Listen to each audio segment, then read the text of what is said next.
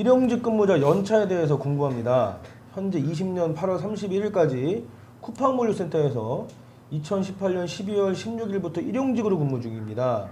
곧 퇴직할 예정인데 연차 생성에 대해 알고 싶습니다. 1년의 기간 동안 80% 이상을 근무하였습니다. 1년 미만의 기간 동안은 약 6개월 정도 만근하였습니다. 이럴 경우 8월 31일 차로 퇴직 시 제가 받게 되는 연차의 개수가 궁금하며 금액으로 수당받을 수 있는지 궁금합니다. 또한 18년 12월 달의 경우 60시간 이내로 근무하였는데 퇴직금 정산 시 기간이 합산되는지 알고 싶습니다. 마지막으로 퇴직금 정산 시 원래 급여 통장 말고 제 명의 다른 통장을 지정하여 퇴직금 받을 수 있는지 알고 싶습니다. 새로 개설한 통장에는 급여 내용이 없도록 퇴직금 수령이 가능한지. 퇴직금 때문에 그러신 것 같네요. 퇴직금하고 연차하고 두 가지를 좀 물어보셨는데 일단 기본적으로 그 근로자분뿐만 아니라 사업주분들도 많이들 잘못 알고 계시는 게 있어요. 그러니까 일용직 같은 경우에는 특별하게 어떤 노동법적 보호를 안 해도 된다 이렇게 많이들 잘못 알고 계시거든요. 근데 그렇죠. 우리 법에서는 고용 형태에 대해서는 어떠한 차등도 없어요. 일용직이 됐든 계약직이 됐든 정규직이 됐든 어떤 직이 됐든 근무 조건과 근무 날수 이런 것들을 기준으로 해가지고 똑같이 보장합니다. 그러니까 일용직이라고 하더라도 정규직처럼 똑같이 근무했다라면 노동법적 보호는 똑같이 받는 거죠. 그러니까 이분이 지금 일용직이긴 하지만 지금 보면 2018년 12월 16일 날 입사하셔가지고 2020년 8월 30일까지 거의 1년 반 정도 되는 기간 동안 계속 근무하셨단 말이죠. 그러면 이분은 이미 1년 이상의 정규직 근로자와 동일한 어떤 보장을 받으세요. 따라서 연차도 당연히 보장받습니다. 근데 지금 연차가 제도가 상당히 좀 복잡하게 되어 있는데 이분은 그래도 조금 알고 질문을 하셨어요. 뭐냐면 연차는 크게 1년 미만인 상태에서의 연차와 1년 이상인 상태의 연차가 나뉘어집니다. 그래서 1년 미만인 상태에서는 매월 개근을 하게 되면 다음 달에 월 1일씩의 연차가 발생을 해요. 그래서 1년이라고 하는 기간 동안 1년 미만인 상태에서 매달 개근을 하게 되면 11개가 발생하게 되죠.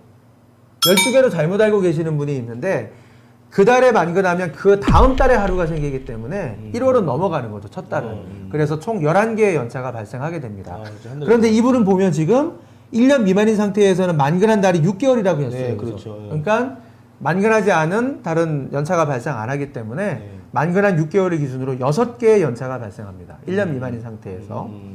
그 다음에 이제 1년이 됐어요. 그럼 2019년 12월 16일 1년이 딱 되게 되면 그 1년 근속한 거에 따라서 연간 15일의 연차가 발생합니다. 이것은 1년 동안 8할 이상, 80% 이상을 근무하면 그냥 무조건 발생하게 되는 건데 이분이 80% 이상 근무했기 때문에 15일이 발생하게 되는 거죠. 그래서 이분은 총 15일과 6일, 총 21일의 연차가 발생하게 되는 거고 그 21일의 연차 중에 사용하지 않은 연차에 대해서는 퇴사 시점에서 당연히 수당으로 받을 수가 있습니다. 공부를 좀 하셨네요. 예, 그래서 좀 알고 계시는 분이고요. 그래서 당연히 미사용된 연차에 대해서는 금액으로 수령받을 수 있다. 그리고 연차 개수는 21개이다.